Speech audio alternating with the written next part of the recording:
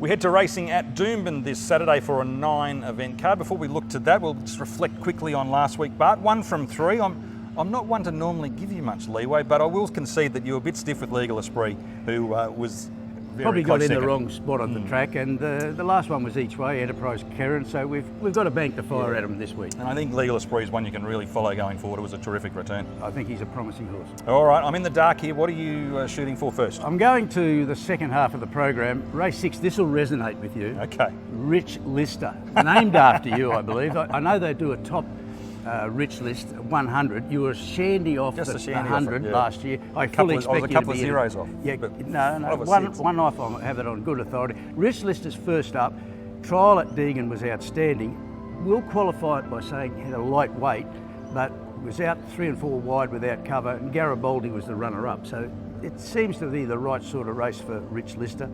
The inside gate is absolute gold at this start. So the horse named after you, Rich Lister, to start us I off. will give you some kudos there because I thought that was a tough race, race 6. Now, race 7, I always accuse you of not being a forgiving person, but this next selection is going to prove that wrong. Yeah, Paladas, I think his last run at Doomben, he was a bit stiff. When he started to make his run, he had to come wide. His stablemate Glitter Strip went up the inside. I thought he was very good the last 50 metres. I think it's his turn. It's his turn. It's been his turn the last few Well, last few you were times. tipping slow hands last week. Well, that's true. That's true. It was stiff too.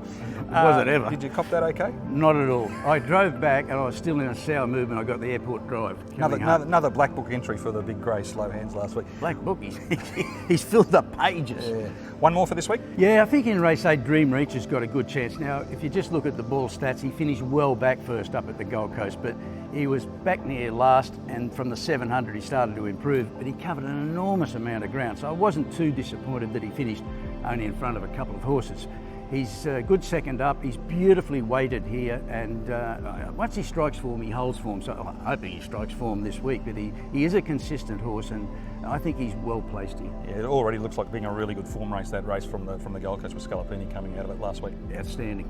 Just before we go, a couple of things on BRC TV this week. I spoke to Boris Thornton earlier in the week. Terrific to see him winning feature race again last Saturday. He's done a wonderful job to get back because of the injuries, but his weight situation, he seems to have that under control. And the only way you do that is hard work and mental strength, and he seems to have that in spades at the moment. Yeah, he looks super fit at the moment. And Kyle Wilson-Taylor, we also spoke to him off that terrific ride on Profit last week. Had 5 winners at Doomben earlier in the month. He's got good momentum now in the city. He's a real talent. He just needs to stay focused, and he is at the moment. He's working really hard at track work, and he's super fit too. And he battles a little bit with his weight, but I believe they've both been inspired by your recent weight control system.